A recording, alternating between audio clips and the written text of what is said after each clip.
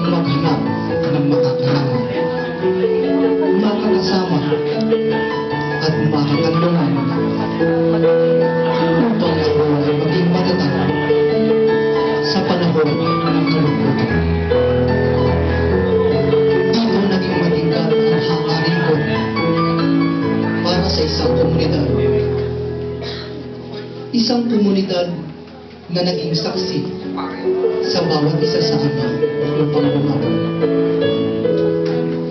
Dito na imsan ang aming mga pagpumilap. Natuto kami magbahaginan, magdamayan, magtulong-tulong sa mga gawain upang kami ay lumago bilang tao. Kung magbabalik tanaw ako, napakahabang panahon na rin pala ang nilagi ko sa aming komunidad. 22 taon na rin pala na punong-puno ng kasayahan at kalungkutan ang naranasan ko dito. Sa hinaba-haba ng panahon, batang-bata pa pala kami noon. Mga baby face pa talaga. At kitang-kita ang kasariwaan sa aming mukha. Sariwa sapagkat masaya at puno ng mga pangarap. Dala ng aming kabataan ng liksi at aktibong nakikisalamuha sa iba.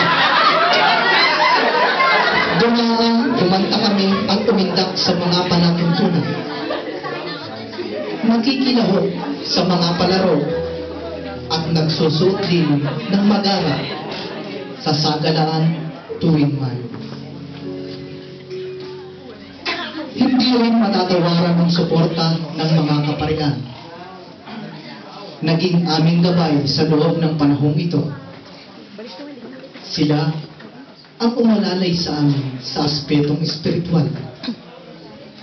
Naging sandigan upang ang aming kalooban ay maging dalisay at maging matatag sa mga pagsubok na dumarating.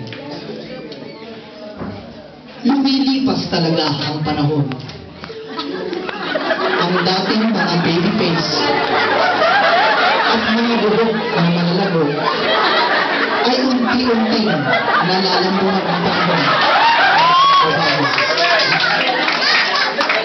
Sa init at lamig sa roma na sadyang hindi tayo sanay at sa uri ng ating trabaho, ang mahigit na 2 dekadang lumipas ay talagang pagkikitaan ng pagbabago. Sumaksi kami sa mga hindi iilang mga pagsasariwa ng kasal para sa kanilang ika-25 taong anibersaryo ng pagmamahal. At lalong-lalo na ang hindi malilimutan ang unang beses na nangyari sa aming komunidad, ang ika-50 taong anibersaryo ng mag-asawang Tomas at Betty. Silang naging halimbawa at huwaran ng isang tunay at matatag na pagmamahalan. Subalit ang sinimulang hangarin ay hindi pa rin nagbabago. Bagkus lalo itong tumingkad sa kabila ng iba't ibang mga pangyayari na sumusubok sa katatagan ng aming komunidad.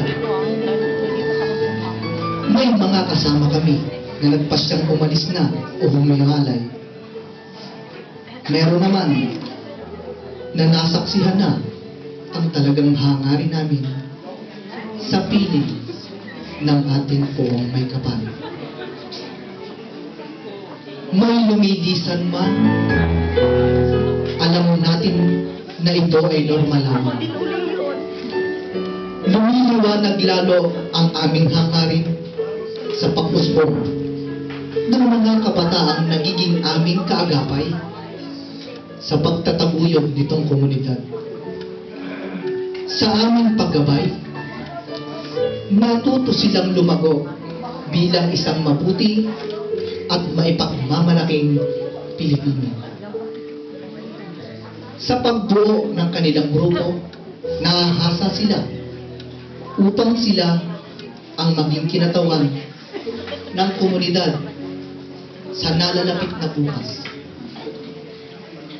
Sila ang buhay na pangarap na nagpapatuloy upang ang mga katulad namin na minsan ay naging ulila sa pagmamahal sa lupang sinilangan ay maging gabay at kanlungan upang di na muling maranasan sa pagkakalayo sa mahal sa buhay. At sa pagtubo ng mga paslit sa aming komunidad, masasabi na talaga namin na ang komunidad namin ay tumatatag sa kanyang paglalaya. Nadala ang sinimulan at patuloy na babaunin sapagkat alam namin na sa puntong ito ang laging nagpapasariwa at magpupursige sa amin ay ang mga paslit na ito na nagiging bunga ng aming patuloy na pangarap.